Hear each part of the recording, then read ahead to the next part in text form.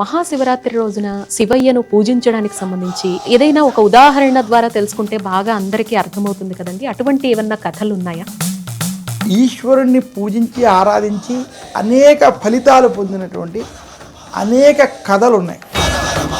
శివరాత్రి రోజు విశేషంగా ఈశ్వర ఆరాధన వంటివి చేస్తారో అటువంటి వారికి సత్ఫలితాలు శుభ ఫలితాలు కలుగుతాయని తెలియజేస్తున్నాను. ఒక పని చేసుకుంటూ ఆఫీసు పని చేసుకుంటూ ఏదో పని చేసుకుంటూ జాగరణ చేసాం అనుకోవడం, ఇవి జాగరణ కాదు.